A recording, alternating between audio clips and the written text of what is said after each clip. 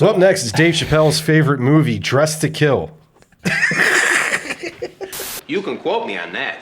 So out early next year on 4K Ultra HD from Kino Lorber is Dressed to Kill.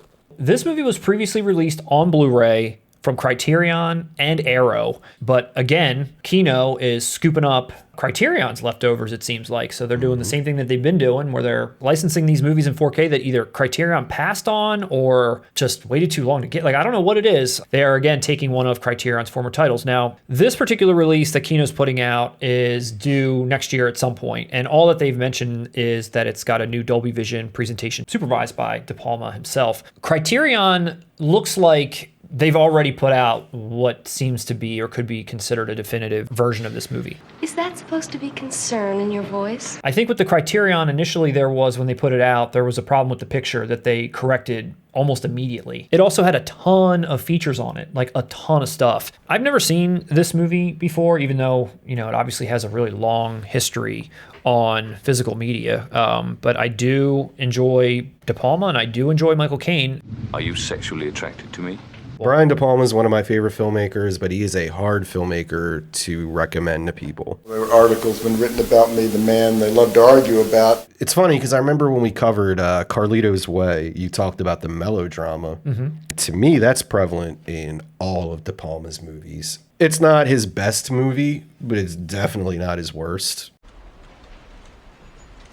Thanks. Carrie gets talked about more. Obviously, Scarface gets talked about more. Carlito's Way. Some channels cover Carlito's Way. Untouchables. I mean, shit, he did the first Mission Impossible. There's a lot of movies that I feel like get referenced before Dressed to Kill. Yeah.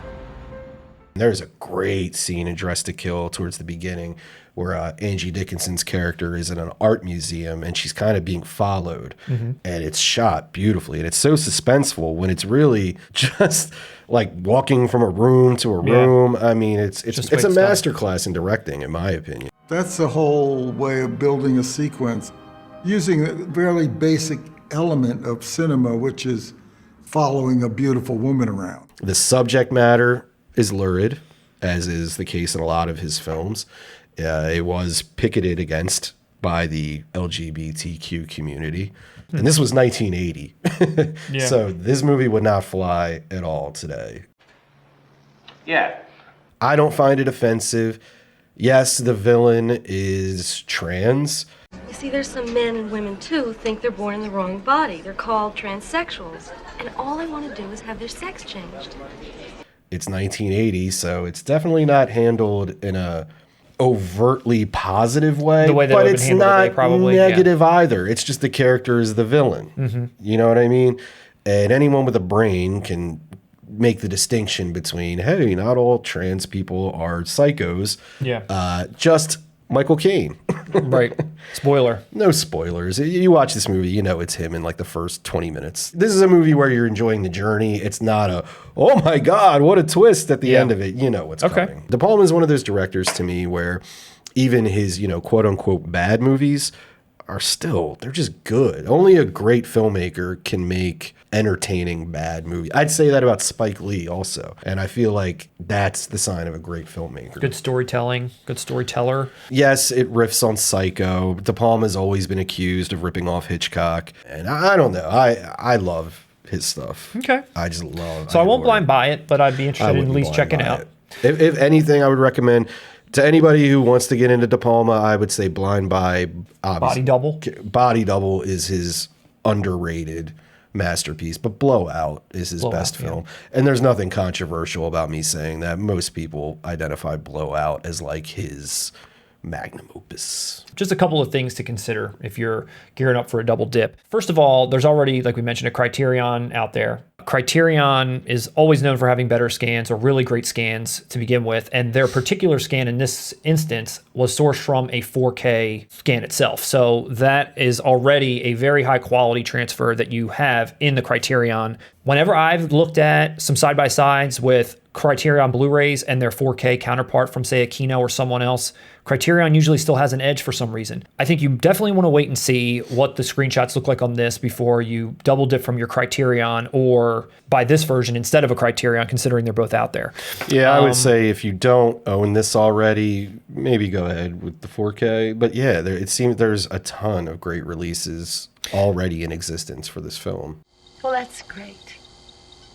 There is one other thing that's kind of irking some people out there right now that is another reason that I've seen them kind of saying, hey, maybe we want to wait and see what Kino Lorber is going to do from here on out. And that's because one of their most recent titles they put out, which was Silence of the Lambs, it came a little messed up. And I guess Kino Lorber is not doing any disc replacement program. They're basically like, this is what it is. The first 20 minutes of Silence of the Lambs was mastered in the wrong color space, giving the film some like washed out look, some greenish hue. The Blu-ray that comes with this 4K edition, so this 4K Kino has a 4K and a Blu-ray, that Blu-ray is fine. You can tell on the 4K disc that there's a problem. And essentially Kino was like, we're not going to replace anything. This is, I mean, if you want to return it, you're more than welcome to. Why am I going to continue to support this company if they're putting releases out in 4K that Criterion already has? They're jacking them up and then they're not going to replace it for me. It's a little, a little sketchy. If you're going to release the same movies as a label such as Criterion, you better be doing a good job. You can quote me on that.